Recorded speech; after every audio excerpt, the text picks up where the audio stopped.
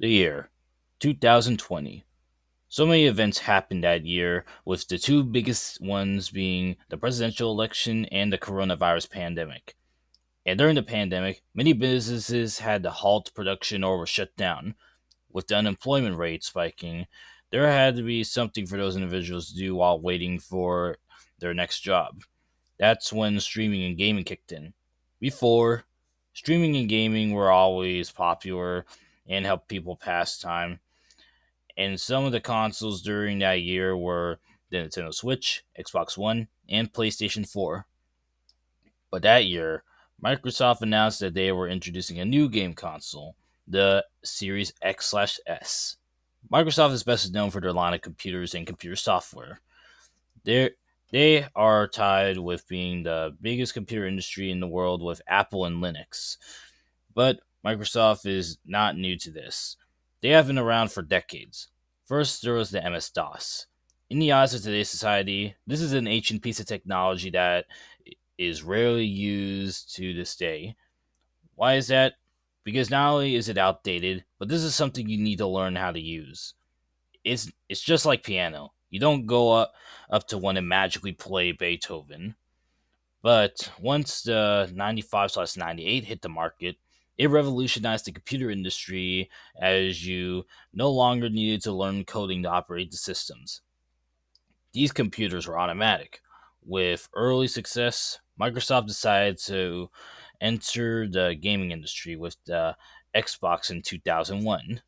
The console proved its success and against its competitors, with the exception of the PlayStation 2, as it is regarded as the best selling game console of all time, selling over 150 units. Even to this day, the PlayStation 2 still holds the record. As for the Xbox, Microsoft will continue the console series with the 360, One, and the X/S. So far, not a single one of those consoles flopped, but let's see if the S will hold the success of the Xbox One. Quick pause to let y'all know that during the filming process, I used this camera. I don't really know the proper name for it because all I found on the box it just said camera 4K Ultra HD. But let me tell you, the video quality was not that good. Yeah, and so it may be me. I probably need to learn how to use the camera properly, but I'm probably gonna do a review of it another day. But as for this camera quality, I use this camera. That's the one filming this segment of the video right now. For the rest of it, it's just gonna be this camera, and at the end when we tally up the score. Yeah, and so basically, I couldn't. The audio was just terrible with the other camera, and I tried using this mic for it, and for some reason, it would not come through in the audio. So as a result, I'm gonna have to voice through the entire filming. Pretty much just give you a summary of what I thought about the Xbox. Now, at first glance of the box, all we got were just the controller and the console. And it wasn't just on the front side; it was on two other sides too. So that's pretty bare basics. It is marked Series S, and it gives you a couple of symbols and how much the memory drive can hold. So that's already a bare basics. For the features, it's very well descriptive in three languages: English, Spanish, and French. Or I should say English, Espanol, and Francis.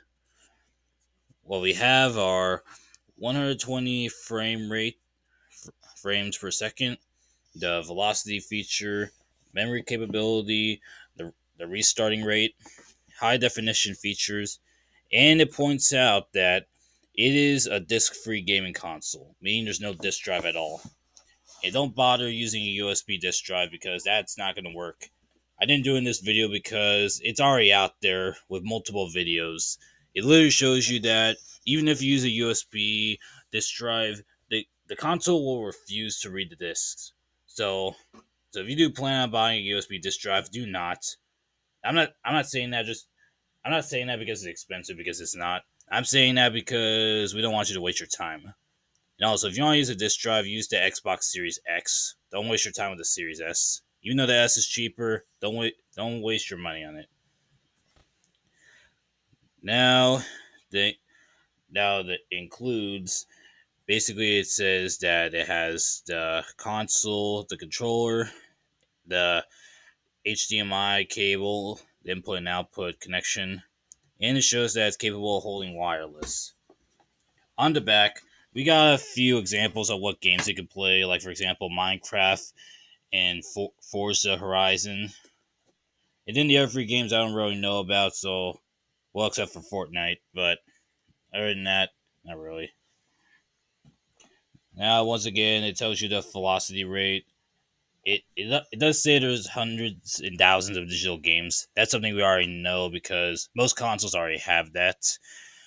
It does say next gen gaming, like always, because every console has that, and is capable of holding Game Pass. And then on the bottom of the box, we got the typical legal terms. And obviously, I'm not gonna read through all that. So yeah, so what we what we basically have is basically a mid box art, but we're going to save this for the end. Yeah, so we're just gonna wait until the end to grade this. And I did forget to mention the we are going to grade the consoles based on a few features, but we'll get onto that later. Now it's going on to the next step. During the unpackaging, we were introduced to the Xbox logo, but there was nothing in that piece of cardboard, as it was just a little cutout, so there was nothing in there.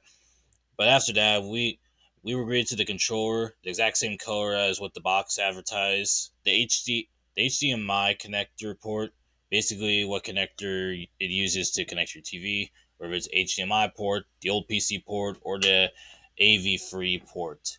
Most consoles nowadays use HDMI port because also most televisions lack the AV free support too nowadays, and also it costs a lot of wires. It's just better to use the HDMI port.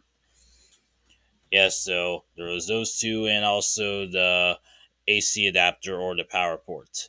Basically, the connector needed to power up the Xbox, and it looked like a very specific power port, almost a universal one, but you can't be too sure. And plus, if you use the wrong one on a wrong computer, then you can blow it up. Now, advancing furthermore, we received two manuals. Basically, once again, something about legal rights. That's usually something everybody ignores. And the other one, which is console setup. Now, if you're new to gaming, this is an absolute need unless you watch YouTube videos. Because once you know how to set up one console, you know how to set up them all. And I'm not saying that as a joke. I mean literally, because once you know how to set up a few consoles, it'll just be a breeze for the rest. And I didn't notice it at the time, but we were given batteries too, because I checked the inside of the controller and it didn't come with a battery pack. Because that's already a bad sign because his competitors literally don't use single use batteries anymore. They use rechargeable batteries that are either built in or you buy your own. Because PlayStation started even during the 2010s with the PS4 and below. Nintendo joined in with the gamepad for the Wii U, but later on for the Switch and its other accessories too, like the Wii U Pro controller, which I bought recently. So that's how I know. Yeah, so this is already a bad sign for Xbox because its competitors use rechargeable battery ports while this one doesn't come with one. So you gotta buy your own. I mean, hey, the good old reliable still work, but that's wasting battery though. You usually want to try to get something that is more cost efficient. And since batteries are pretty expensive, you you usually want to go for a charging port. Now, for the batteries included, they weren't those cheap batteries that you would find at the dollar store like most tech boxes. This one included some nice name brand batteries, Duracell. I did have them check later on, and they were fully charged, so they weren't dead either. they didn't seem tested either, so they were at a nice battery life when we received them. And then after that, we received our holy grail, the console itself. I didn't notice it until way later on, but it had a streak on it. I figured I made it, but no. Dur- During the rewatching of the tapes to give me an idea of what to say, I basically saw that the console came smeared in this weird black ink. Now, if you're someone that plans on trading or selling this console later on, that's pretty bad because if you have basically color marks on your console, then it decreases the value of it almost by a lot, depending on how serious the added colors are. If it's easily removable, then it's not too bad. If it's something that needs deep cleaning, then yeah, it could decrease your value a lot. But it wasn't that bad. And I mean, hey, for the box, it basically said what it included, so that's another one for the box. All content was included, no mismanagement at all. It didn't say it included batteries. I'm pretty sure it didn't say that. But still, the unpacking was a success. Now let's move on to the testing. Like I mentioned before, this TV is over 10 years old, so I'm not going to know how well the graphics are going to be at its highest capability. So I will give it a pass on that. But for the startup, the the power button works well, and I got the Xbox logo. Then I got the typical setup stuff. But obviously, I ain't showing all that, so we're gonna skip all the way to when the console is fully set up. I was also recording this on my bed because that's where my TV is. So if you see the camera wobbling around, that's because the camera is literally on the bed, so please excuse that. Now after the setup and downloads, it it did ask me the typical stuff, basically personal information, Outlook account, which is basically your Microsoft account. If you don't have an Outlook, you can just always create one for free, much like much like Google and Yahoo. And it did ask me if I wanted to download some streaming services.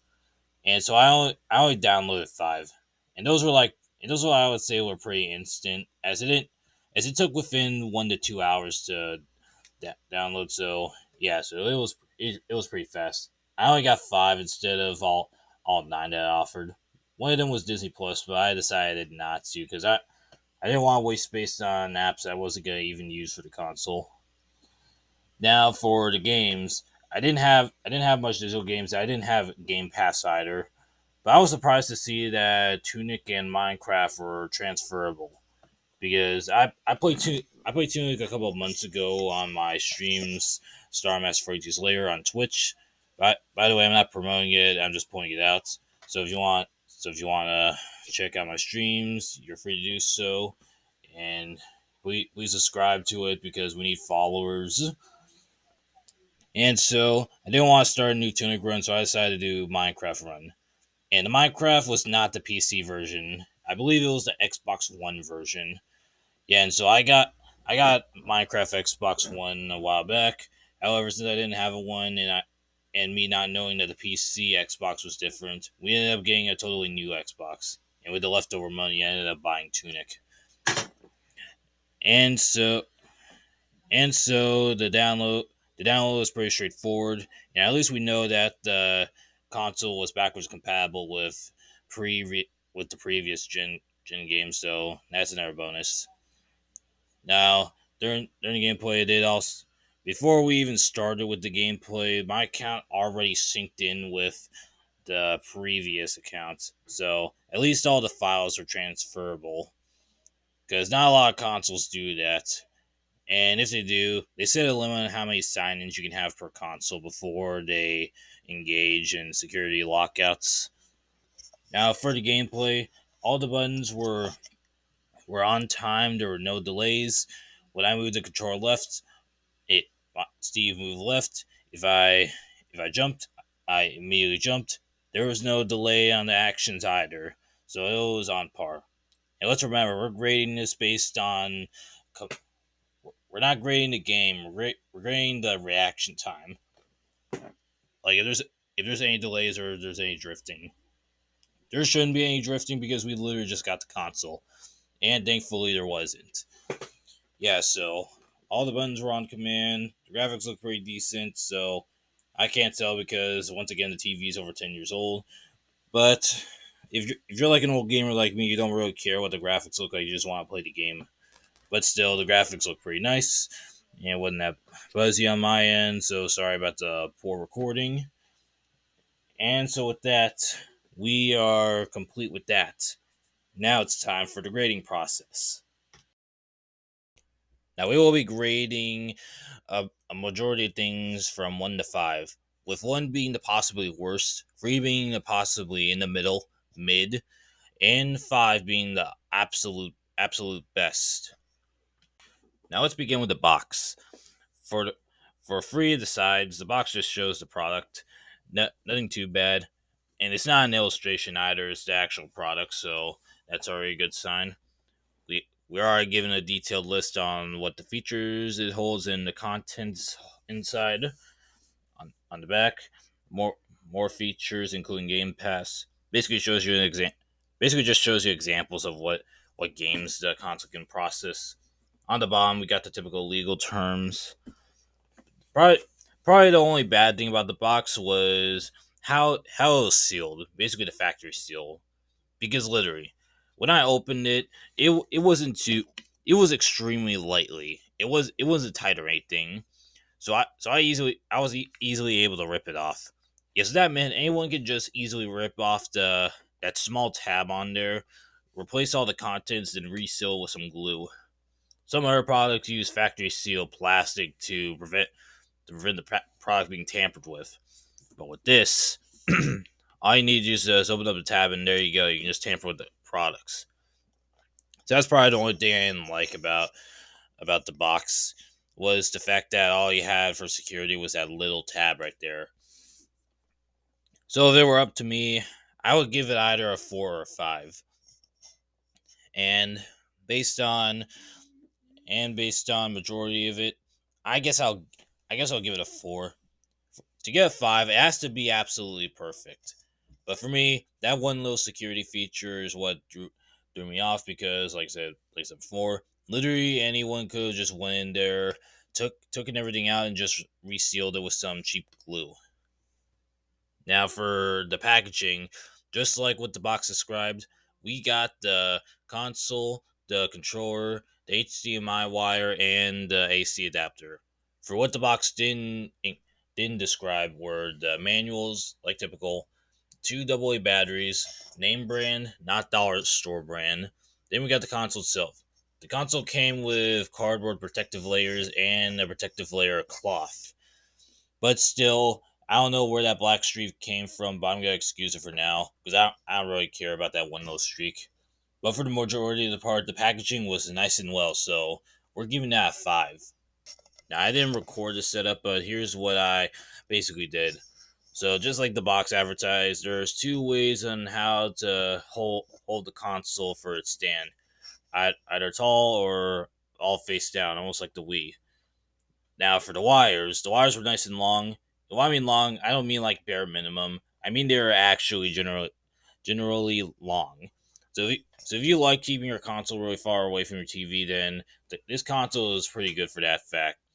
The HDMI port also worked well, nothing broken.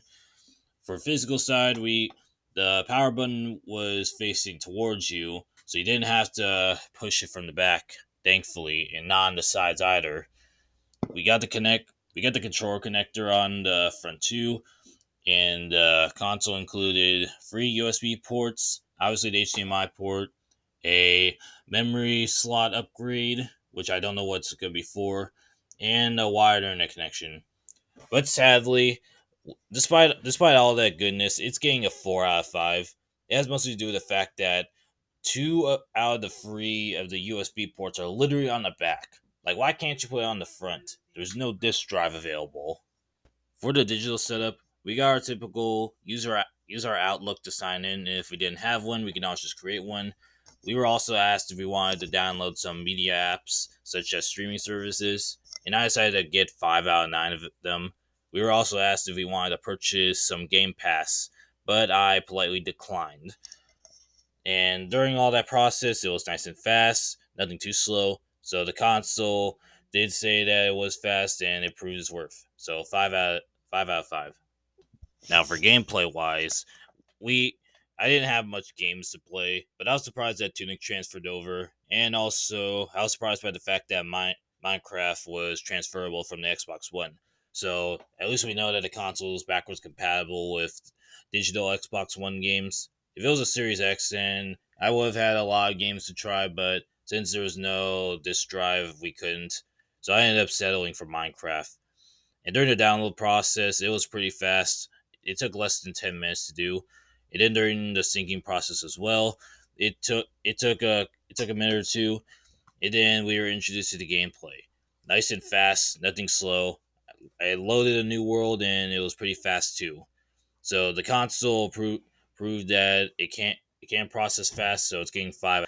Now for the controller itself, it didn't come with a battery pack or a USB C plug, but we were given two AA batteries, so we were able to use the wireless feature. Connecting to the console, it was already connected. We didn't need to do the manual connecting process, so that saved us a lot of time. Now during the gameplay of Minecraft, none of the buttons were jammed, nor were they delayed in any formal way. They are all in command and up to par. So nothing too bad on there. So it's getting a 5 out of 5. Out of all 6 of the subjects we were rating, 4 out of 6 of them received 5 out of 5, while 2 of them received 4 out of 5. So overall, it gets a 5. The Xbox Series S is a good console. Downside though is there's no disk drive. So if you want a disk drive, you're gonna have to buy the Series X. Now, besides that, one other difference is that since the S doesn't have a disk drive, it is a bit cheaper than the X. So that explains a price difference. So if you're really into Xbox gaming, then the Xbox Series X/S is going to prove its worth and be the next successor to the Xbox One. Thank you all for watching. We hope you enjoy your day, and we'll see you all in the next episode when the time comes.